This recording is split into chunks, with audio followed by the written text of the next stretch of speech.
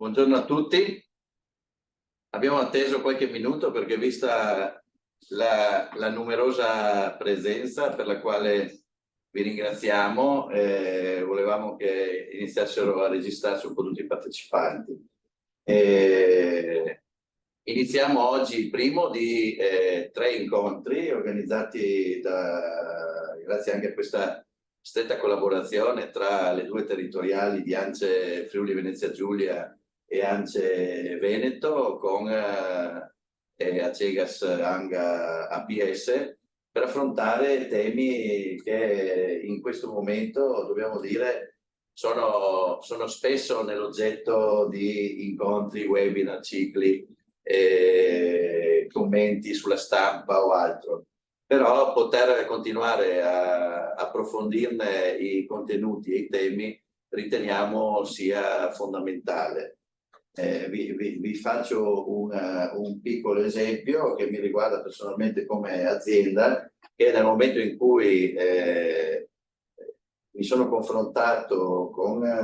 i miei consulenti per la determinazione di quello che è il rating dell'azienda, mi rendo conto che il punteggio è molto migliorabile, e questo nonostante ci siano già integrati diversi sistemi di certificazione, di lavoro su temi quali la parità di genere, il risparmio energetico e tutto quello che comunque è connesso all'ESG. Questo vuol dire che per quanto parliamo di questi temi che sono sempre più all'ordine del giorno, abbiamo ancora molto lavoro da fare per rendere le nostre aziende sempre più adeguate su questi fronti, che poi ci riguardano nel momento in cui andiamo a affrontare il mercato, nel momento in cui andiamo a affrontare chi ci finanzia, perché ricordiamo l'entrata in vigore a stretto giro di criteri bancari e di bancabilità che assegnano un rating alle aziende in base anche alle caratteristiche ESG e permettono alle aziende di essere finanziate o meno e di trattare i tassi di interesse dei finanziamenti e dei fidi in base al rating che esce da questo. Quindi è un tema che per quanto affrontiamo più volte, e su questo dobbiamo mettere in campo tutte quelle che sono le azioni possibili per essere adeguati. Dicevamo di questa collaborazione con Agegas Anga APS, che è nata intanto perché sono una stazione appaltante importante per molte delle nostre aziende. Però nonostante questo aspetto, che non è comunque secondario, l'aspetto più importante è legato al fatto che Agegas Anga APS sta mettendo in campo tutta una serie di iniziative che poi verranno sicuramente adottate anche da altre stazioni appaltanti e in qualche modo riguardano le imprese in generale, anche che non lavorano per questo ente, ma dovranno operare su altri fronti. Quindi noi li ringraziamo per la collaborazione che ci danno sempre, per il dialogo che è continuo. Tra l'altro mi permetto anche di dire che sempre più interlocutori come loro diventano strategici per aziende come le nostre, non solo nell'ambito specifico dell'attività che fanno, ma anche per collaborazioni più ampie. Faccio l'esempio di quello che è stato un intervento importante che hanno fatto nell'ambito del 110% con diciamo la loro capogruppo ERA e poi attraverso le altre aziende, quindi diventano un partner e un interlocutore importante su tanti fronti. I temi che verranno affrontati negli incontri, che ricordo oltre a quello odierno saranno il giorno 18 aprile 2024 e il 16 maggio 2024. Oggi parleremo della qualificazione delle imprese negli appalti pubblici e proprio affronteremo anche il caso di come il gruppo ERA affronta questa tematica. Poi entreremo nello specifico nel prossimo incontro del principio di NSH e dei criteri ambientali minimi, e poi con il 16 maggio andremo a affrontare quelli che sono gli aggiornamenti normativi in materia di sostenibilità. I relatori di oggi ve li introduco. Abbiamo con noi la dottoressa Tamara Jankovic, che è responsabile della logistica di Agegas APS Anga, che la ringraziamo per il suo intervento. Poi abbiamo l'avvocato Valentina Mingo, che qui giochiamo in casa perché è una nostra funzionaria di ANCE con la quale collaboriamo molto sui temi ambientali. E poi abbiamo sempre di ACEGA Sapienza e AMGA la dottoressa Daniela De Siena, che ci parlerà di come è stato impostato dal gruppo, era il portale proprio per la qualifica dei fornitori con queste caratteristiche. Io penso che ci sia molto da dire, ci siamo dati come impegno quello di rispettare in maniera stringente i tempi, quindi l'inizio abbiamo cercato di rispettarlo, ma cercheremo di rispettare anche il termine delle 16 per completare e per dare delle pillole che siano sintetiche, che ci permettono poi di dedicarci e di continuare a dedicarci alle nostre attività. Ringrazio nuovamente i colleghi di ANCE Veneto con i quali abbiamo organizzato questo ciclo e direi che possiamo iniziare i lavori. Una piccola parentesi per anche un po' dare riscontro di quella che è l'attività che come associazione cerchiamo di effettuare su vari fronti. Una delle questioni che su cui cerchiamo di sensibilizzare le stazioni appaltanti è legata anche al fatto sì che le nostre aziende si devono organizzare soprattutto nell'ambito PNRR nell'affrontare determinate attività legate all'ESG, ai criteri di NSA che cambi di cui abbiamo parlato, però ricordiamo anche che questo ha dei costi che in qualche modo devono essere riconosciuti o all'interno dei preziari o all'interno di specifiche voci. Su questo, voglio dire, facciamo anche la nostra azione di sensibilizzazione, perché così come deve avvenire per la sicurezza, anche per questi temi ci vuole una sensibilità anche da parte di Commissione dei Lavori, perché siano riconosciute quelle che sono le onerosità di questo lavoro. Quindi direi che andrei già nel vivo delle argomentazioni e passare la parola all'avvocato Valentina Mingo per darci l'illustrazione di quello che è il tema che deve sviluppare. Grazie e buon lavoro. Grazie Presidente, e un grazie particolare sia ad ANCE Friuli che ad ANCE Veneto e ad Acegas per aver organizzato questo ciclo di incontri e anche per avermi coinvolto, perché reputo che tra l'altro sia un'iniziativa davvero molto interessante, perché come diceva lei stesso Presidente, il tema della sostenibilità e anche del rapporto tra quelle che sono in un certo senso gli obblighi, ma anche, che poi vedremo più avanti, gli impegni nei confronti dei quali sono chiamati i grandi committenti e a cascata anche i più piccoli, è un qualcosa che ci richiama e ci coinvolge sempre di più. Quindi incontri come questo sono davvero preziosi perché ci aiutano anche a confrontarci, a individuare buone pratiche, ma anche a entrare in confidenza con questa normativa che, come vedremo, è davvero in continua evoluzione e anche molto complessa, soprattutto per le nostre imprese. Io provo a condividere lo schermo con la presentazione e cercherò assolutamente di stare nei tempi che ci siamo dati. Ok, metto subito un attimo solo. Un attimo.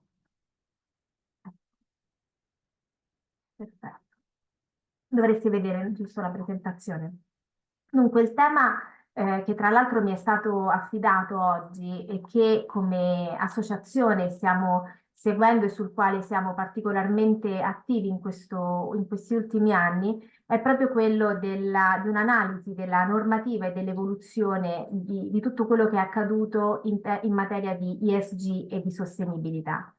Ora, il tema della sostenibilità è un tema di cui si sente tantissimo parlare ed è diventato forse un concetto più che un tema molto spesso quasi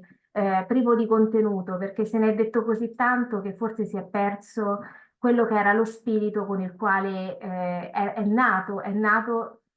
in ambienti molto lontani da noi, perché come vedremo è un qualcosa che in realtà si è sviluppato soprattutto nel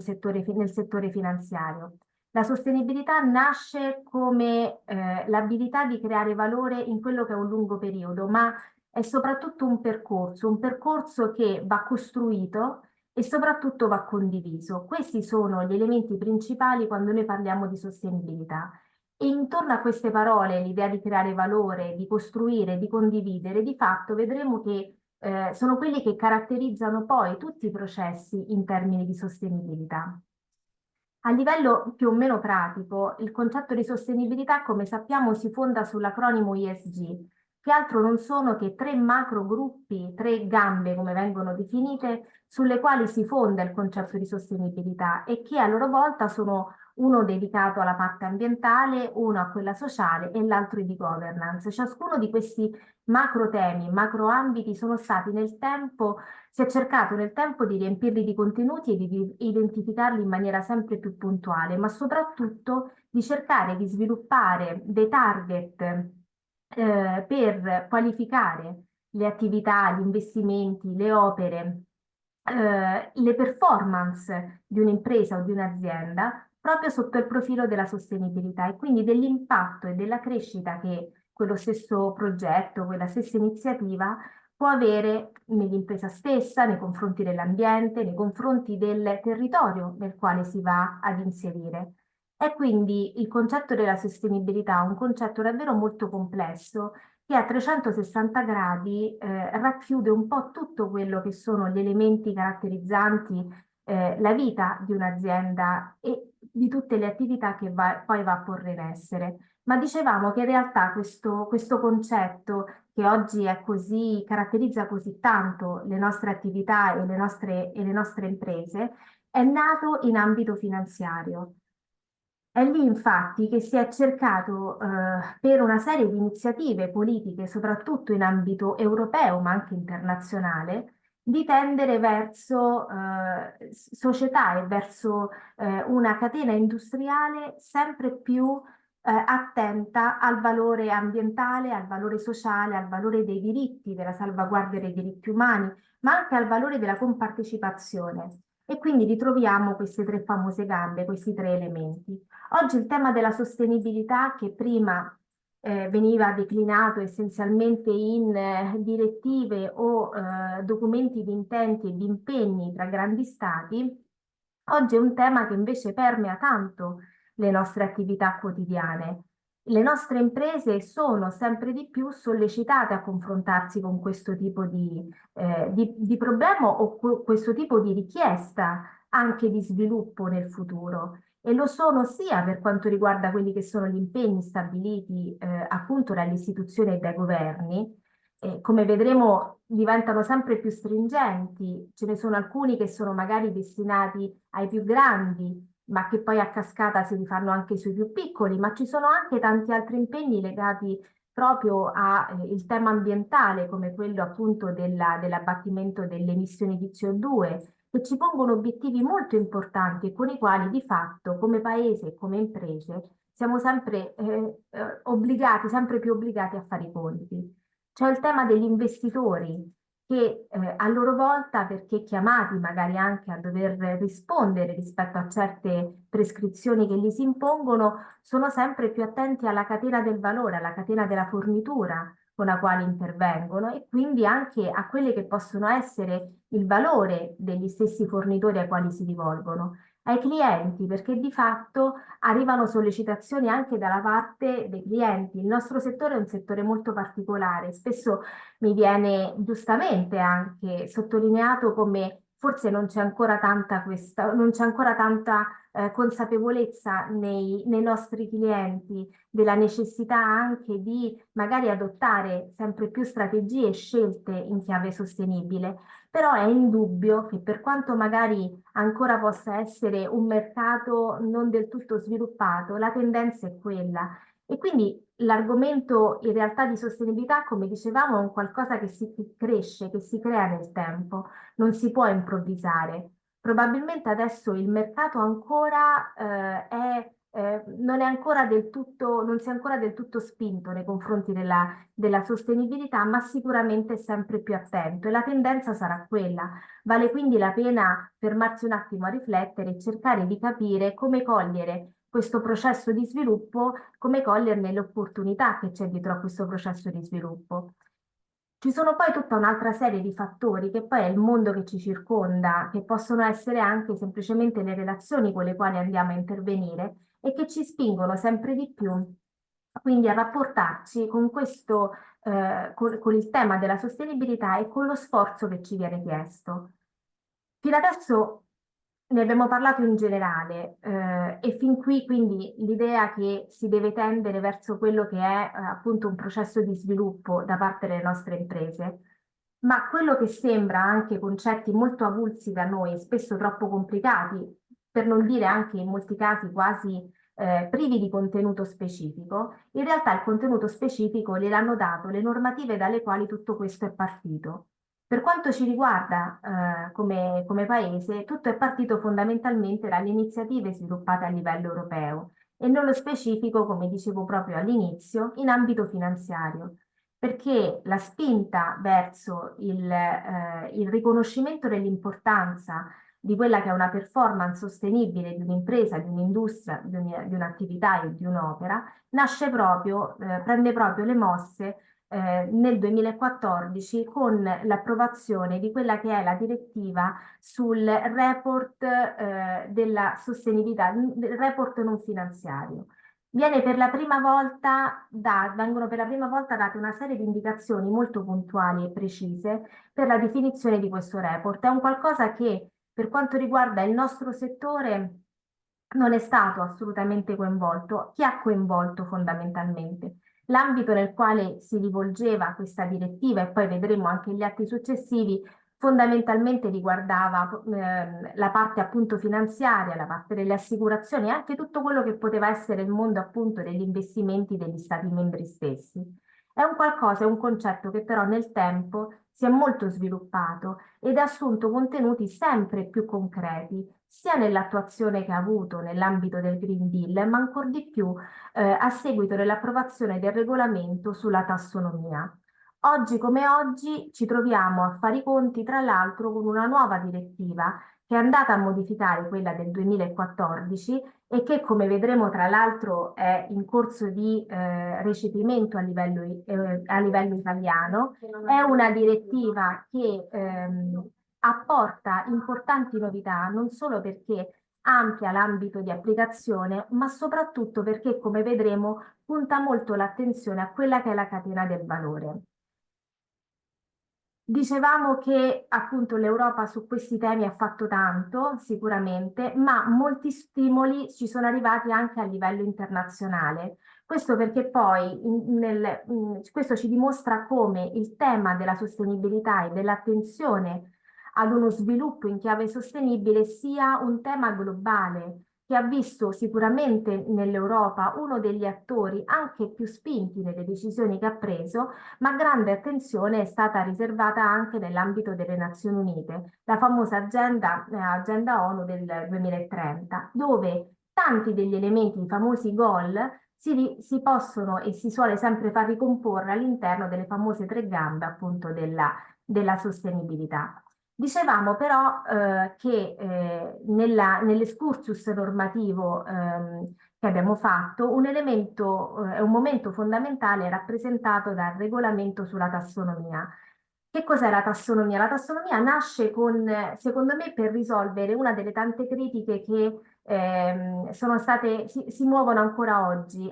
quando si parla di sostenibilità, ossia una parola senza contenuto, dentro la quale ci può star dentro tutto e che soprattutto di cui non si riesce a cogliere l'effettivo significato. La tassonomia nasce proprio con l'idea di dare chiarezza e certezza, quindi di andare a creare un linguaggio comune attraverso il quale classificare quelle che possono essere le attività economiche da considerarsi sostenibili. Va in supporto della direttiva che abbiamo visto prima del 2014 perché incomincia a fornire quegli strumenti pratici per poter dire nel report, quando tu vai a valutare la tua sostenibilità, cioè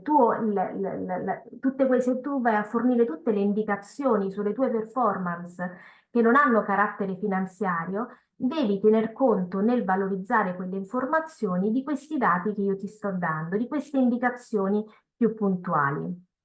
Come vedete, ci sono voluti diversi anni. Questo a riprova anche del fatto che è molto complicato partire, è stato molto complicato e lo è tuttora partire da un concetto così ampio e così complesso e poi tararlo, calarlo in quella che è la realtà e dargli dei contenuti che siano invece più consistenti. I principali soggetti, lo abbiamo già detto prima, è fondamentalmente il mondo della finanza, i governi e anche appunto le aziende che già all'epoca, quelle più grandi, quelle quotate,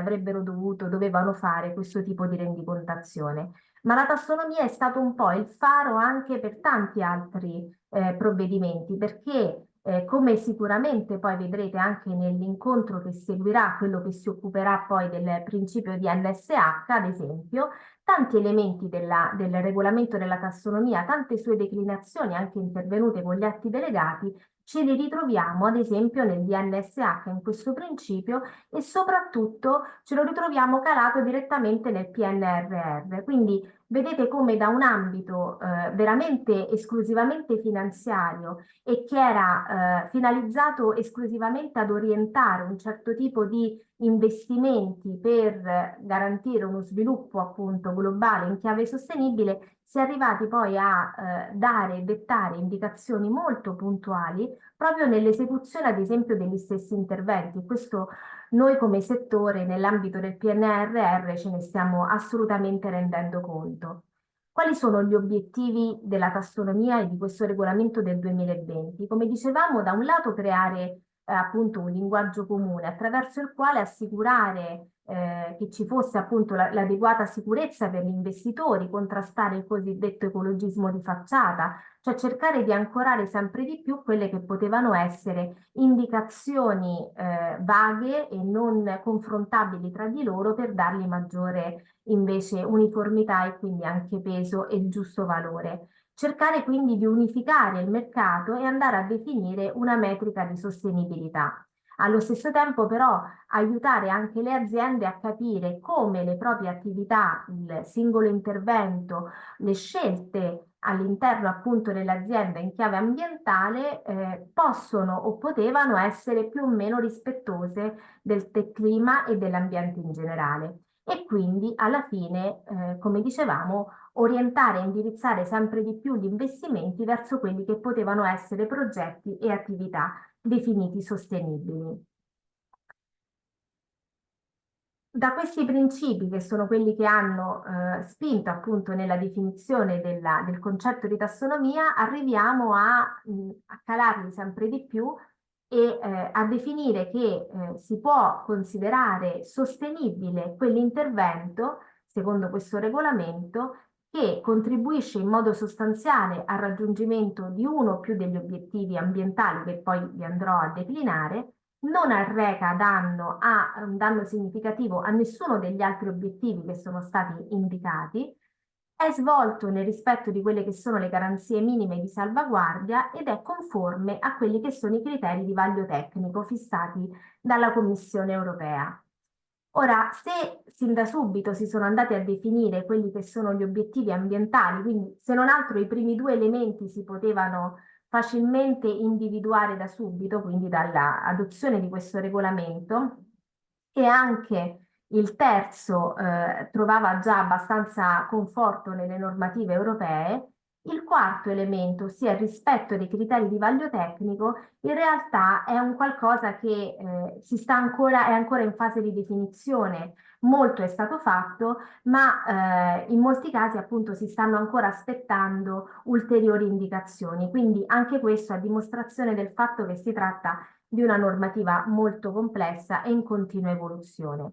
Gli obiettivi fondamentalmente riconosciuti nell'ambito appunto della tassonomia per definire un intervento come sostenibile sono legati fondamentalmente i primi due al clima, quindi alla mitigazione dei cambiamenti e all'adattamento dello stesso, all'uso sostenibile e alla protezione delle risorse idriche, la transizione verso l'economia circolare, la prevenzione e la riduzione dell'inquinamento e la protezione e il ripristino delle biodiversità e degli ecosistemi. Come dicevamo quindi, ciascuna opera, ciascun intervento, ciascuna impresa, ciascuna attività, nel definire quello che è il proprio impatto sotto il profilo appunto della sostenibilità, deve essere analizzata in riferimento a questi sei obiettivi e quindi valutata in funzione del fatto che contribuisce al raggiungimento di uno di questi sei e contemporaneamente non arreca un danno significativo agli altri cinque. Questo processo, peraltro, appunto, come dicevo, poi lo rivedrete anche spiegato e esplicitato nell'ambito del DNSH e nei rapporti con il nostro PNRR. Ma proseguendo in questa disamina normativa di quelli che sono appunto i criteri stabiliti a livello europeo, vi dicevo, a fronte di quei principi stabiliti a livello generale, sono stati poi adottati quelli che sono gli atti delegati gli atti attraverso i quali, gli atti esecutivi attraverso i quali la Commissione europea ha dettato quelle indicazioni ancora più specifiche che sono entrate nel merito dei singoli obiettivi e per ciascuno di essi ha posto stringenti target e anche prescrizioni. Alcuni dei quali peraltro sono stati adottati anche di recente e mi riferisco ad esempio appunto all'atto ambientale anche per quanto riguarda la transizione verso l'economia circolare e sono atti che davvero sono molto stringenti, nel senso che vanno a porre obiettivi e target che incidono fortemente sull'attività che si svolge. Faccio un esempio che è nelle mie corde, visto quello di cui mi occupo nell'associazione. Nell'ambito di questi atti delegati viene ad esempio, si arriva a stabilire la capacità di sostenibilità di un'opera legandola alla percentuale di rifiuti prodotti in cantiere e poi avviati al recupero. Quindi siamo partiti da un concetto che sembrava molto complesso e molto lontano da noi, pensato in un ambito, quello finanziario, altrettanto lontano da noi, e ritroviamo che quello stesso concetto, in realtà quello stesso principio, è andato a calarsi così tanto nella realtà che stabilisce che proprio per le opere di nuova costruzione io devo andare a recuperare in cantiere il 90% dei rifiuti prodotti. Quindi, come dicevamo, da un mondo che sembrava tanto lontano, alla fine si è arrivati invece a dare prescrizioni molto puntuali proprio sulla nostra attività. Questo ci aiuta anche a capire un altro elemento, secondo me, fondamentale e che ci piace sempre sottolineare in questi contesti, quanto il tema della sostenibilità del report non finanziario è sempre stato visto come qualcosa con il quale forse noi non dovevamo ancora tanto confrontarci, molto appunto, dicevamo, molto lontano da noi, riservato ai più grandi piuttosto che a quelli che possono avere un impatto particolare. In realtà l'evoluzione anche molto veloce che c'è stata negli ultimi anni ci ha dimostrato invece come questo sia un processo di cambiamento che riguarda sempre di più anche le nostre attività. E siccome è un qualcosa, l'avrò detto penso 10 volte da quando ho iniziato a parlare, molto complesso, diventa sempre più importante incominciare a approfondirlo adesso per non trovarci poi in difficoltà dopo. Questo per farci trovare pronti. Per farci trovare pronti e per farci anche capire e cogliere quelle che possono essere le opportunità che appunto ne derivano. Concludo semplicemente ricordando quest'ultima direttiva che ho citato all'inizio, perché da questa, secondo me, emerge anche un tassello in più. L'ho accennato prima. Questa è la direttiva che dà le nuove indicazioni su quello che è il report di sostenibilità. È una direttiva del 2022 che è entrata in vigore nel 2023, ma che di fatto sarà operativa relativamente all'anno finanziario del 2024, quindi vedremo i primi prodotti, i primi report sulla base di questa direttiva nel 2025. Però è una direttiva che al di là del fatto che sicuramente riguarda anche qui sempre in prima battuta i più grandi e che inevitabilmente e che non è direttamente rivolta a quelle che sono le imprese di costruzione, che magari spesso e volentieri sono imprese anche magari più piccole, però è una direttiva che introduce un concetto che a livello europeo circola e ci ritroviamo spesso in tante proposte anche di direttive, in tante proposte normative, che è proprio quella dell'attenzione alla catena del valore. quello che prima sembrava essere un'attenzione esclusivamente dedicata appunto all'ambito finanziario, e quindi del credito, spesso nell'ultimo periodo ci dicevamo è importante incominciare a parlare di sostenibilità al nostro interno perché saranno le banche che ce lo chiederanno. Oggi ci rendiamo conto che non saranno più solo le banche che ci chiederanno anche informazioni su come ci comportiamo sotto il profilo della sostenibilità, ma sono anche tanti altri soggetti con i quali noi ci troviamo a collaborare, che magari sono per primi obbligati a dare determinate informazioni e che di fatto hanno necessità anche di conoscere quella che è la loro catena del valore, quella che è la loro catena della fornitura. Quindi anche questo è un elemento in più che ci spinge a prestare sempre maggiore attenzione a questi temi e soprattutto, come dicevamo, anche a incominciare a valorizzare quelle che sono i dati e le informazioni, le attività che già facciamo, perché poi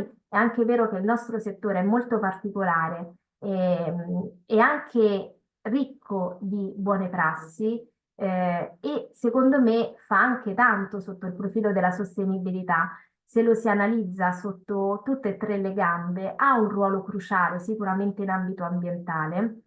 ma anche tutto quello che sono le politiche portate avanti in ambito sociale da parte appunto del settore, delle nostre imprese, per tutta quella che sono le politiche del welfare, sono elementi davvero molto interessanti che è necessario, quindi è importante valorizzarle per poterle raccontare al meglio e quindi da un lato dare conto di tutto quello che si fa, ma dall'altro dare anche la possibilità ai soggetti con i quali noi poi andiamo a interfacciarci, in questo caso può essere Acegas, ma può essere appunto, dicevamo, anche il mondo del credito, raccontare effettivamente tutto quello che si fa e quindi tutti gli elementi anche di vantaggio che noi portiamo e che quindi vanno anche loro nella logica della sostenibilità.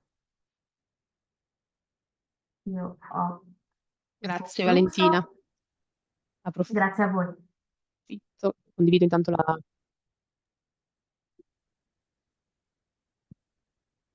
Ok, Allora, ringraziamo la dottoressa l'avvocato Mingo e adesso io passerei la parola a Tamara Jankovic per l'illustrazione del suo punto. Tra l'altro approfitto per ringraziare anche, oltre alle imprese, ai professionisti partecipanti, anche alle stazioni appaltanti coinvolte direttamente da Acegas APS Anga che stanno partecipando a questo. Vuol dire che il tema è sentito anche da parte delle stazioni appaltanti. Prego. grazie mille. Dovreste vedere la presentazione in prosecuzione di quella appena vista. Mi chiamo Tamara Jankovic, lavoro nell'ambito della logistica per il gruppo Acegas APS AMGA e tratterò un collegamento, il ponte tra i temi trattati appunto da Valentina Mingo a quello che poi è la qualifica di fornitori all'interno del gruppo ERA e che verrà presentato da Daniela De Sena subito dopo il mio intervento. Intanto presento come Cegas APS AMGA, siamo un gruppo che fa parte a sua volta, una società controllata a tutti gli effetti del gruppo ERA e siamo tra le principali o la principale multi-utility del Nord-Est e ovviamente al nostro interno abbiamo anche altre società in particolare era Lucia che si occupano anche di efficientamento energetico sia per soggetti pubblici che privati e anche una società del gas in Bulgaria che ad oggi è il secondo distributore del gas in Bulgaria. In Acegas APS AMGA trattiamo tutta una serie di servizi, come sapete, quindi intercettiamo tutte le attività dell'ambiente per la raccolta e il trattamento dei rifiuti, la parte della distribuzione del gas, dell'energia elettrica e tutto il mondo del ciclo idrico integrato. Questo cosa vuol dire? Vuol dire che abbiamo tutta una serie di servizi sul territorio e che ci permettono anche di raccogliere una serie di dati e quindi di analizzarli per poter proporre dei miglioramenti sul territorio, ma quello che mi preme di più evidenziare è che come società multiservizi ehm, Abbiamo tutto l'interesse di far ricadere sul territorio una serie di evoluzioni, di apportare, diciamo, valore alle amministrazioni, alle imprese e ai cittadini, perché possiamo fare da collante e mettere in comune tutta una serie di informazioni, guidare una serie di cambiamenti, ma soprattutto mettere a terra qualcosa di concreto e tangibile per chi si vive la città e i suoi servizi quotidianamente. Rispetto all'evoluzione normativa che abbiamo visto prima, c'è un'evoluzione del contesto molto importante. È iniziata da diversi anni e soprattutto negli ultimi anni ci sono stati anche dei regolamenti e delle direttive molto verticali anche su alcuni ambiti regolamenti, altre più trasversali, ma sicuramente non è solo l'inizio, è già iniziato, siamo già in corso e ne vedremo ancora sicuramente nei prossimi anni su tanti ambiti diversi. Volevo fare un appunto su tutte le caselle che vedete rappresentate in questa slide perché sono quelle che in questo momento stanno gravitando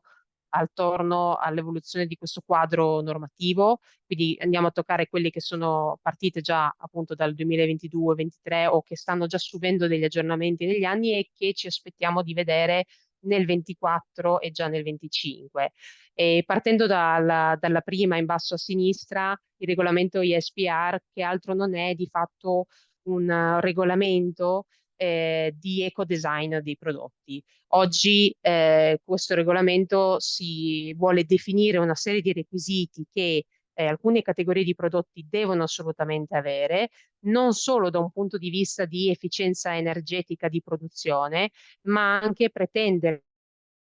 introdurre tutta una serie di requisiti di circolarità, in particolare quello che può essere la durabilità di fatto dei prodotti messi sul mercato, l'utilizzo di percentuali di riciclato, di recupero, l'utilizzo di prodotti chimici che possono essere più o meno dannosi per il cliente, il consumatore o per il trattamento del fine vita del prodotto, per arrivare a quello che oggi qualcuno avrà sentito parlare è un passaporto digitale, un passaporto a tutti gli effetti dei prodotti che vengono messi sul mercato. Poi abbiamo il regolamento sulla tassonomia di cui abbiamo già ampiamente discusso, non mi soffermo, l'importante è capire anche che in tutto questo fermento, aggiornamento, movimentazioni di testi, di studi, è importante più che mai definire un unico linguaggio per capire cos'è oggi sostenibile, soprattutto nel quadro europeo, e poterci misurare tutti con gli stessi pesi. Abbiamo poi il diritto alla riparazione, una direttiva per il 2024 che vuole semplicemente favorire la riparazione, ma anche la gestibilità della ricambistica, magari di alcuni beni, prodotti, appunto attrezzature. Basti pensare anche più comunemente agli elettrodomestici. A tutt'oggi ci troviamo di fronte a situazioni nelle quali è ancora più conveniente comprare nuovo che non riparare l'esistente e quindi vuole favorire sicuramente questo processo per i prodotti che vengono immessi sul mercato. La direttiva del packaging, quindi tutto quello che riguarda il mondo dell'imballaggio. Prima di tutto l'importante è ridurlo, dopodiché minimizzare assolutamente tutto l'impatto che un imballaggio oggi si vuole portare e quindi prevedere piuttosto che più che buttare via l'imballaggio, prevederne il riutilizzo, magari oggi come avviene con pallet, anche in senso lato magari anche le bobine, ma insomma favorire e ridurre assolutamente l'impatto di questi imballaggi all'interno dei territori. La politica, appunto il green claim, tutto il mondo del greenwashing di cui si è tanto sentito parlare, è sempre più necessario che le imprese forniscano delle dichiarazioni esatte, scientificamente probabili, delle dichiarazioni ambientali che decidono di fornire. Ed è quindi molto importante, questo si collega poi anche alla casella successiva, quella delle pratiche sleali. Quindi è assolutamente importante che la comunicazione e che le informazioni fornite dalle imprese siano dimostrabili, calcolabili e che questa comunicazione sia anche molto semplice in modo tale da mettere i consumatori nelle condizioni di poter valutare se fare o meno un acquisto e capire che tipo di impatto ha l'acquisto che stanno facendo. E ulteriore casella è quella del Construction Product Regulation, CPR, che attualmente è in fase di discussione, e questo riguarda, per collegarci di fatto al tavolo di oggi, proprio al mondo dei prodotti che gravitano attorno al settore edilizia. E, ovviamente anche qui si parla di criteri di durabilità, riciclabilità, ma soprattutto anche di tracciabilità di fatto della filiera. Ed infine le ultime due caselle riguardano il mondo del legno, e il primo in particolare è il regolamento EUTR che tratta di fatto tutti i prodotti che contengono fibra di legno e devono essere dotati di schemi di certificazione indipendenti che appunto vadano a contrastare l'utilizzo e l'origine di legno illegale. E l'ultimo punto invece è quello di l'ultima casella che ci aspettiamo più attorno al 2025, è quella di selezionare una serie di categorie di beni che ehm, si vuole rendere liberi dal processo di deforestazione, e quindi che alcuni prodotti immessi sul mercato non vadano più a contribuire alla deforestazione, ma anche dal punto di vista agricolo, ehm, per poter essere prodotti e rimessi sul mercato. E questo non per forza parliamo di legno all'interno dell'Unione Europea, ma anche solo per poter essere immesso nel mercato dell'Unione Europea, anche per quel che riguarda la deforestazione di altre parti del mondo. Perché, tornando poi a noi, il ruolo centrale delle imprese. Aceka Sapienza Amga vuole farsi portatrice, ma anche vuole fungere un po' da trasformatore per poter trasformare questa economia famosa lineare in quella che deve essere un'economia sempre più circolare e rigenerativa, e quindi vuole trainare con sé le imprese per l'esperienza che ha e per il tipo di impatto che ha sul territorio, dei modelli di sviluppo più sostenibili, e quindi farne assolutamente parte attiva,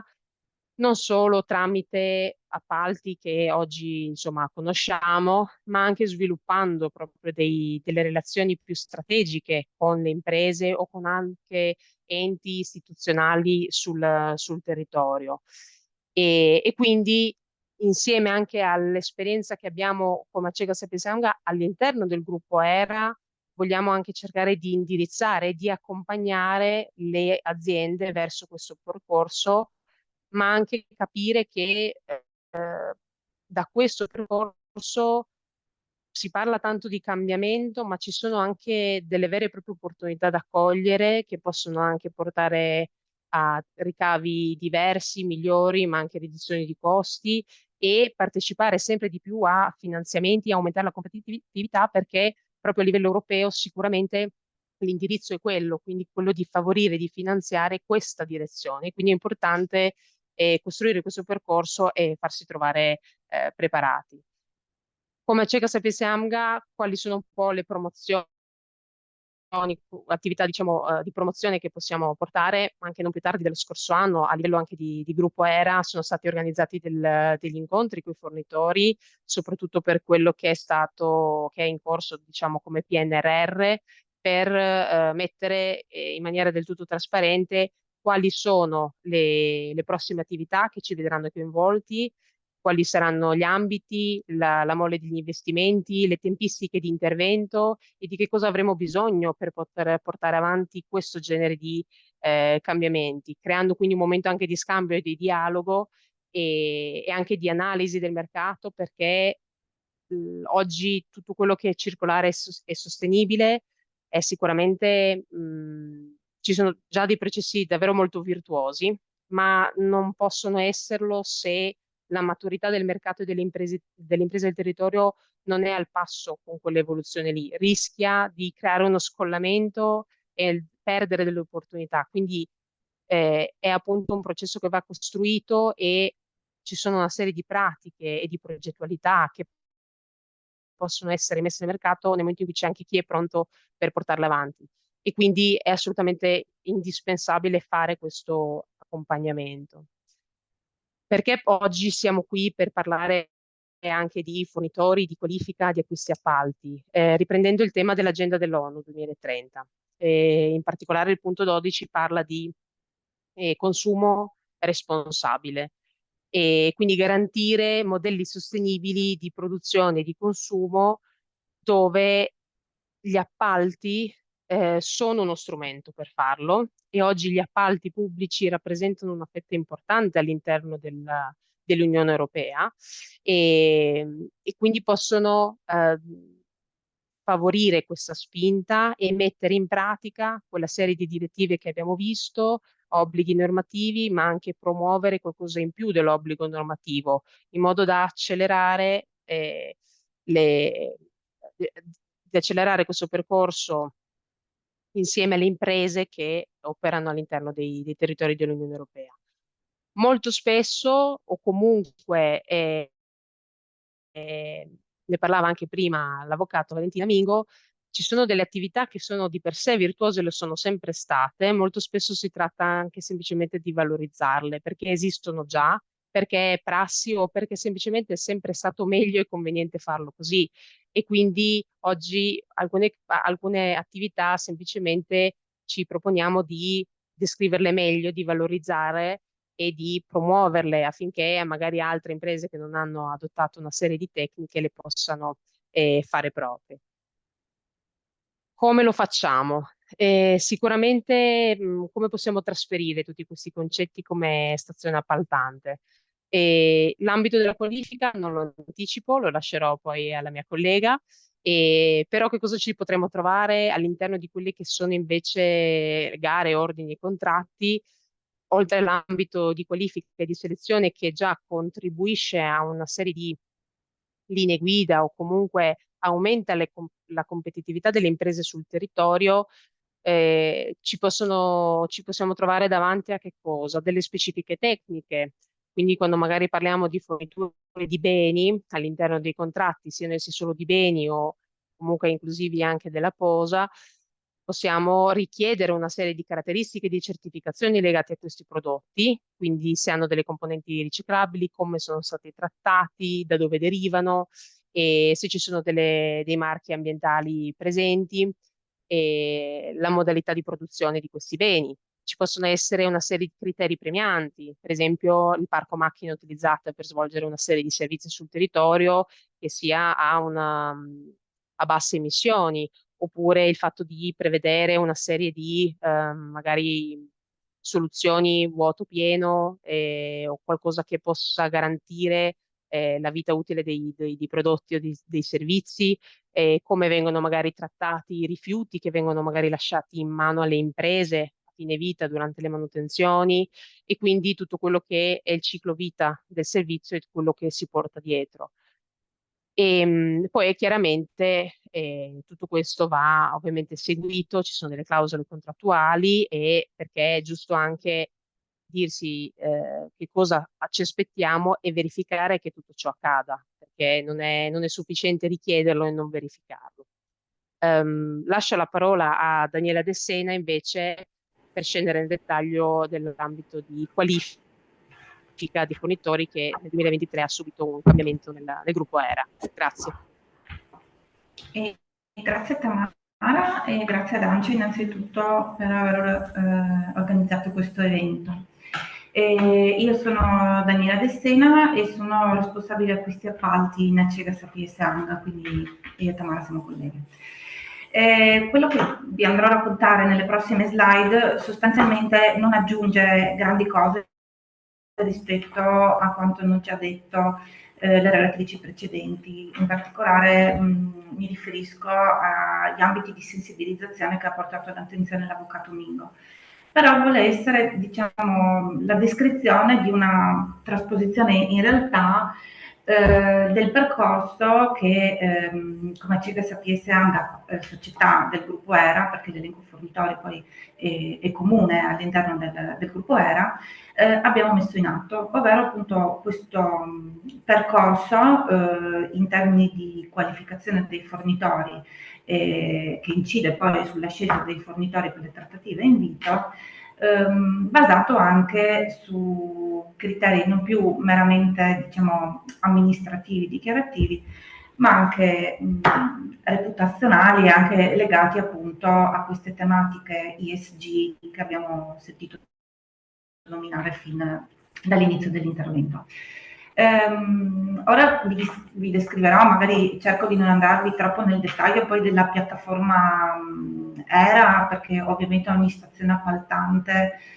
avrà la sua e voi come fornitori immagino partecipiate a gare di varie stazioni appaltanti. Però il senso che vogliono dare queste slide è proprio quello detto prima, cioè in questo momento siamo in una fase di qualificazione in cui questi criteri legati agli ambiti ESG sono facoltativi, però attendere con le evoluzioni normative e con le evoluzioni che poi il mercato stesso porta avanti, sostanzialmente si trasformano quasi come obbligatori per rimanere competitivi. Quindi il senso, il messaggio che si vuole dare è di cominciare, diciamo, a prendere un po' di dimestichezza con questi strumenti, per non restare fuori a tendere, insomma, dal mercato. Lato nostro ovviamente è anche molto utile per capire a che punto è il mercato, perché come ha detto Tamara poco fa, la qualificazione è il primo step, ma successivamente c'è la gara vera e propria, c'è l'esecuzione poi dell'appalto e quindi anche in quel caso lì le stazioni appaltanti e i committenti possono capire quanto si possono spingere in richieste legate a queste tematiche di sostenibilità. Perché è una novità il sistema di qualifica del gruppo ERA? Perché l'anno scorso abbiamo cambiato appunto applicativo e con l'occasione nell'adottare questa piattaforma poi integrata a livello di qualifica di gestione di gare, gestione del contratto e dialogo col fornitore anche in fase esecutiva, si è deciso anche di migrare dal vecchio modello di qualifica legata, come vi dicevo prima, a requisiti meramente amministrativi, in cui nel dichiarare una serie di requisiti per le merceologie per le quali ci si voleva qualificare, si entrava con un punteggio standard uguale per tutti, base, pari a 75 punti, che poi poteva essere incrementato o decrementato in base alle performance di eventuali contratti successivi. E questo modello è stato ampliato, quindi aggiungendo delle domande in fase di qualificazione di natura, diciamo, reputazionale, KPI di natura economica, finanziaria e tecnica, che vanno poi ad incidere appunto nella fase di qualifica vera e propria e successivamente quindi anche nella fase di selezione di gara, perché tutto ciò che viene caricato e dichiarato ovviamente poi rappresenta per noi un filtro da poter consultare in qualsiasi momento. Il primo, ovviamente qualsiasi rinnovamento tecnologico, questo in particolare è partito molto tempo prima, quindi diciamo il nuovo portale abbiamo cercato di semplificarlo. Adesso chi si qualifica nel portale del gruppo non so se è d'accordo con questa idea di semplificazione, però dietro insomma c'era un progetto di questo tipo, efficientando le categorie merceologiche, classificandole per criticità, perché ovviamente non possiamo considerare una merceologia di fornitura pura parimenti critica rispetto a un'impresa che lavora in ambiti appunto di lavori pubblici e e quindi valutare poi l'impatto delle criticità appunto delle categorie merceologiche. E questo è andato ad impattare anche sulle domande e la documentazione che i fornitori che vogliono qualificarsi nell'elenco devono andare a dichiarare e a comunicare. Da questo punto di vista mi ricollego a tutto quanto detto prima, appunto dalla collega Tamara e dall'avvocato Mingo, che il fatto di prendere dimestichezza e quindi utilizzare un linguaggio comune, essere in grado di valorizzare e comunicare tutte le iniziative messe in atto dalle proprie aziende diventa ovviamente molto molto importante. Perché? Perché alla semplice qualifica amministrativa, in cui appunto dichiaro di avere i requisiti sostanzialmente di base, tecnici per svolgere determinate attività, forniture, servizi, lavori, si è affiancato un rating predittivo e questa è la grande novità. Quindi non si entra più con un punteggio preassegnato, indipendente da tutto ciò che ha messo in atto l'impresa precedentemente, ma vengono valutate anche una serie di altre iniziative. Tra queste, appunto, ciò su cui portiamo il focus in particolare oggi sono le tematiche ESG. Perché? Perché nel questionario questo rating predittivo, che è variabile da 0 a 100 punti, ha 40 punti assegnate alla maturità in ambiti ESG, 40 punti che corrispondono a 40 domande. Diciamo che esiste per determinate categorie merceologiche, in generale, non parlo di ESG, ci si aspetta un punteggio minimo per poter essere poi invitati ad una gara a livello di rating predittivo di 25 punti. Le tematiche ESG cubano 40 su 100 e sono molto molto varie. Adesso noi non volevamo ammorbarvi elencandovi tutte le domande, ma il senso, che vedremo nelle slide successive, adesso restiamo pure su questo, è farvi capire che gli ambiti ESG, che appunto è un acronimo che prende ambiti ambientali, sociali e di governance, toccano vari aspetti e quindi il saper valorizzare, come detto prima, anche banalmente un sistema di welfare, come diceva l'avvocato Mingo, sono tutte domande che qui vengono appunto valutate e valorizzate ai fini del rating predittivo. Questa insomma è una panoramica sulle evoluzioni della piattaforma che, come vi dicevo prima, è appunto una piattaforma integrata. Naturalmente qua in questa sede ci stiamo concentrando sulla fase di qualificazione. Nelle fasi successive, qualora foste anche contraenti appunto in contratto con il gruppo o con noi come stazione appaltante, ovviamente poi questo rating iniziale che vi viene assegnato può subire delle variazioni in funzione poi delle performance, ovviamente, quindi un bonus, un malus. Quindi il fatto di saper valorizzare prima tutto quanto fatto, ovviamente poi non è una situazione stabile, bisogna essere ovviamente in grado di gestire correttamente il contratto. Insomma, questo resta ovviamente. Andando alla slide successiva, iniziano le elencazioni sulle domande legate alla parte ESG della qualifica nel nostro portale. Era però è il nome del portale, quella piattaforma si chiama Jagger One, magari per chi si interfaccia con le stazioni appaltanti la conoscono bene.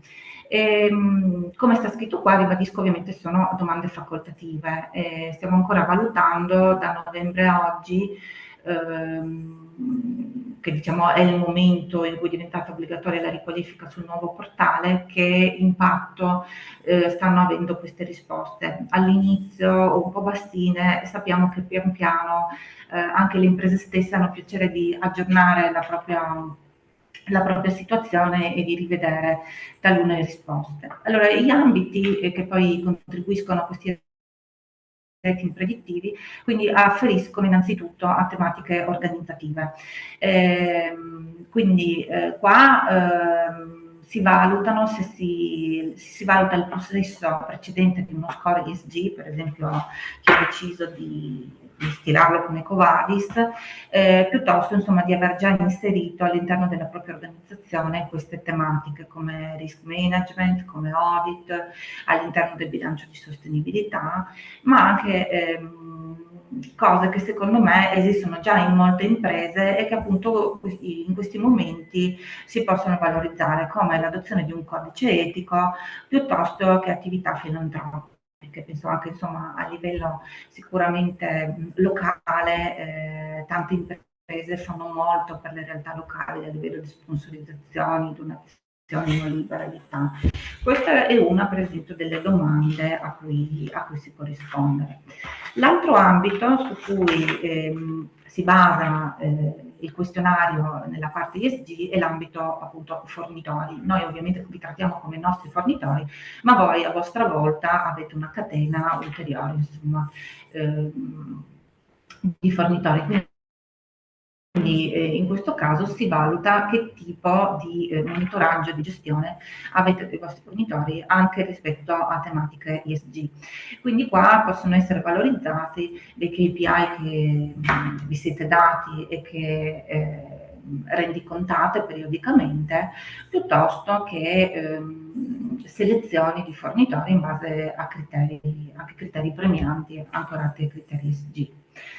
L'ambito più semplice, ovviamente perché è un on-off, sono le certificazioni, insomma è più facile, ce l'ho o non ce l'ho, e qui sono indicate una serie di certificazioni possibili. Poi c'è la parte relativa ai network. Anche noi come CEGAS APS AMGA fino a poco tempo fa non li conoscevamo neanche questi network, e poi col tempo, perché come gruppo anche noi ci troviamo nelle vostre vesti, ci troviamo a partecipare a gara, e quindi anche noi ci siamo trovati nella condizione di dire: caspita, ci sono delle gare che premiano questo tipo di organizzazioni. Cosa possiamo fare per incrementare il nostro punteggio? E da lì, grazie alle società che operano sul libero mercato all'interno del nostro gruppo, abbiamo cominciato a farci una serie di domande che ci servono anche poi per calarci nella vostra realtà.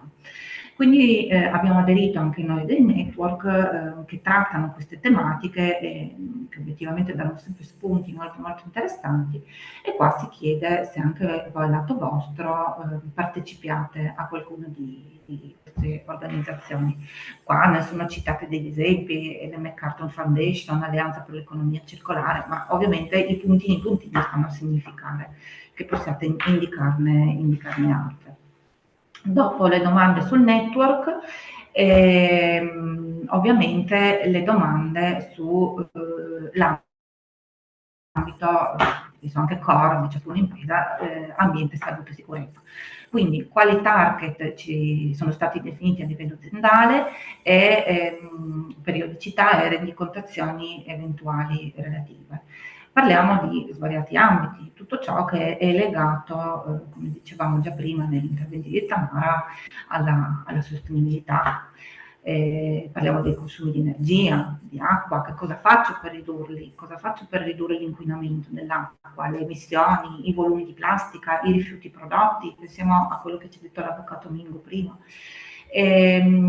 Legato a quanto sopra, il possedere poi un sistema di KPI e di monitoraggio costante per questi KPI e poi in materia di salute e sicurezza. Pensiamo al trend del tasso infortunistico piuttosto che il tasso di infortuni. Questo io so per tutte le gare che facciamo che è un argomento molto caro a tutte le imprese, e questo è il momento in cui si può effettivamente valorizzare non solo in sede di gara ma anche solo in sede di qualificazione. A livello di gestione del personale, appunto, quello che si diceva prima, ce l'ho un sistema di welfare, mi sono dato delle regole, dei target in materia di di inclusione e pari opportunità, faccio formazione continua ai miei lavoratori, quante ore ho impiegato? Mi sono dato un piano di crescita professionale per i miei lavoratori, che cosa faccio per tenerli, i miei collaboratori, per non farli andare a cercare altrove lavoro? Se ho queste iniziative al mio interno, questo è il momento di saperle comunicare, di saperle valorizzare e quindi di dichiararle. Infine, l'ultimo ambito è quello relativo alle politiche aziendali. Qui spaziamo in vari ambiti che ovviamente poi impattano a seconda dell'attività che offrite e quindi sulle merceologie che poi andate a selezionare. Qua abbiamo per esempio l'adozione di policy in materia di sicurezza informatica. La cybersicurezza ormai è un tema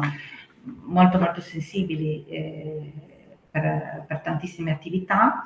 L'adozione di policy per prevenire rischi in materia di anticorruzione, antifrode, antiriciclaggio, conflitto di interessi, e qua mi permetto di collegarmi alle tematiche PNRR. Noi come stazione appaltante, penso voi come imprese, vi trovate oramai spessissimo a partecipare a bandi di tutti i tipi collegati al PNRR. E come avrete visto, lì c'è tutto un set documentale legato a queste tematiche. Quindi vedete proprio anche a livello europeo e poi a cadere sull'Italia come siano queste degli ambiti molto sensibili, ecco, da tenere in considerazione. Poi abbiamo l'adozione di policy per mitigare e adattarci al cambiamento climatico, per l'economia circolare e la corretta gestione degli impatti ambientali dei rifiuti. Naturalmente può essere collegato alle domande a cui abbiamo risposto prima, però se abbiamo formalizzato una policy vera e propria, perché appunto non valorizzarla? Policy per risparmio idrico, per riduzione dell'inquinamento dell'atmosfera e dell'acqua, per prevenzione dei rischi in materia di salute e sicurezza dei lavoratori che abbiamo visto prima, per la gestione del personale e per la gestione dei gruppi vulnerabili sempre all'interno del personale. Adesso visto così in 4 slide sembra quasi veloce, 40 domande, mi rendo conto che siano anche lunghe, però avete capito qual è l'obiettivo, è quello di traghettarvi insieme a noi in questo percorso che, ripeto, al momento, come è stato detto anche prima dalle relatrici, è facoltativo, però è fondamentale restare attaccati a questi cambiamenti, cercare di inseguirli, di stare al passo per poter essere sul mercato e non rimanere fuori. Ecco, questo è l'esempio pratico che volevamo condividervi. Io avrei terminato. Io ringrazio le relatrici per i loro interventi. Avevamo scritto nella chat che se c'erano, proprio per rendere anche sicuro rispetto dei tempi, che se c'erano delle domande da porre relativamente agli interventi, di farle sulla chat. E avremo 2 domande che ci vengono poste. In realtà una è una sorta un po' di stimolo e di provocazione relativamente un po' a quello che dicevo in fase introduttiva all'incontro, perché ovviamente nel rappresentare gli interessi delle imprese ci rendiamo conto che determinati adempimenti si ripercuotono poi a livello di costo sulla gestione dell'impresa. E allora ci viene chiesto se eventualmente è stata fatta una valutazione in termini di quantificazione economica in seno ai prezzi dell'appalto. Posso confermare agli intervenuti che questo tema è sul piatto a livello anche di analisi dei preziari con gli enti competenti, quindi con gli enti regionali. Adesso so che mi pare che abbia un suo preziario in molti casi, e allora questo è più che altro è un invito ad una sensibilità su questo, perché insomma sappiamo che c'è da questo punto di vista, e magari su questo se potete dare un piccolo riscontro. Poi l'altra richiesta che vedo in questo momento è nel momento in cui le imprese rispondono a questi questionari che vengono posti, tra l'altro vedo che rispecchiano molto quelli che sono i questionari di valutazione del rating ESG che usano le società, diciamo, di valutazione su questo, se c'è un criterio di verifica di quello che viene dichiarato in seno a questi questionari. E poi saluto anche il nostro vicepresidente Luigi Schiavo, che suggerisce, diciamo, e anche questo è un tema ai tavoli di ANCE, per rispondere anche un po' al tema dei costi e dei prezzi, che eventualmente una soluzione potrebbe essere anche nel riconteggio delle spese generali per le imprese, ma queste sono valutazioni anche di una certa complessità e sul quale comunque sappiamo che dobbiamo lavorare in comune accordo. Quindi non so se la dottoressa Dessena o la dottoressa Jankovic vogliono dare un attimino un riscontro su questo. Sì, come diceva lei, il gruppo ERA ha dei propri preziari perché è una realtà sostanzialmente sovraregionale, quindi quando noi bandiamo una gara d'appalto molto spesso la bandiamo per l'intero territorio, quindi abbiamo il lotto di Padova piuttosto che il lotto di Trieste e quindi per non ancorarci a preziari di una regione piuttosto che dell'altra, i preziari sostanzialmente sono a livello di gruppo gestiti dalla struttura di ingegneria. Sono attualmente in rivalutazione, ovviamente coprono gli appalti principali, manutenzione, pronto intervento, allacciamento, insomma specificità dei nostri business e ovviamente adesso noi qua abbiamo guardato le tematiche di qualificazione, quindi a livello di organizzazione delle imprese. Quello su cui l'impatto poi sull'appalto specifico, come diceva la collega Tamara prima, è legato poi a che cosa andiamo specificatamente a chiedere nel capitolato speciale d'appalto legato a queste tematiche. Quindi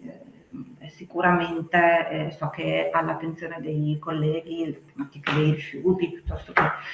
di altri argomenti molto sensibili su cui sappiamo che l'impegno anche economico delle imprese per fare una scelta invece che l'altra ecco, e a livello di valutazione, allora al momento, come abbiamo detto, insomma, è uno strumento nuovo che